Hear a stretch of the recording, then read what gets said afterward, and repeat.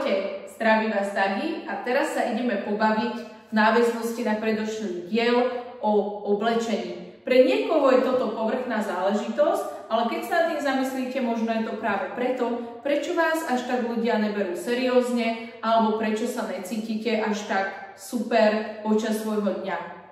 V práci my ako veterinári strávime minimálne 8 hodín. Začínajúci veterinár, keď si dobre pamätám, sa stáva, že aj v práci niekedy spí.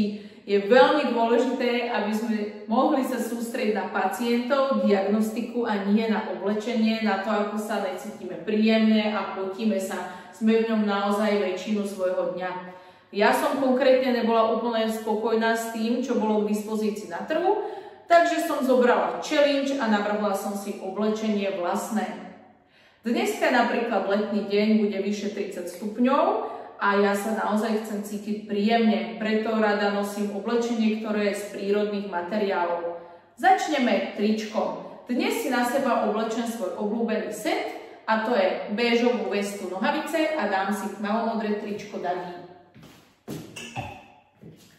Toto tričko má elegantný V-čkový strik, trojštvrťový rukáv a je navrhnutý z čistej bavlny, veľmi pohodlné a príjemné, takže sa celý deň budem cítiť, ako keby som mala druhú kožu na sebe a moja pokožka bude určite viacej dýchať, ako keby som mala na sebe štvorcovú halenu z polyesteru.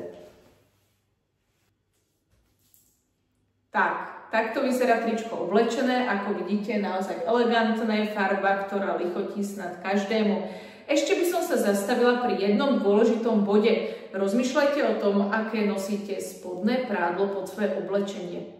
Áno, dobre počujete, spodné prádlo. Prečo o tom hovorím? Počas svojej kariéry som navštívila veľký počet pracovísk a v letných mesiacoch som sa stretla s rôznymi extrémami od nosenia výrazného spodného prádla, ktoré bolo evidentné, po nenosenie žiadneho spodného prádla, kraťasí, žabky a tak ďalej. Myslím si, že je dôležité, keď sa snažíme majiteľovi rozprávať o manažmente, terapii, diagnóze jeho pacienta, naozaj chcem, aby sa sústredil, počúval nás a ešte si to zapamätal, tak by sa mal sústrediť na to, čo mu hovoríme a nie na nejaké extrémne prezentovanie svojej osobnosti a vzhľadu. Toto nie je o tom, aby som vám hovorila, čo si máte ako obliekať. Je to skorej o tom, aby sme sa zamysleli, ako neverbálne svojim vzhľadom môžeme pôsobiť na svojich klientov. No, psíkom a mačkám to zrejme nevadí, ale potom, keď sa pri pive budeme baviť o tom, že nás ľudia neberú vážne, môže to byť jeden z dôvodov, prečo to tak je.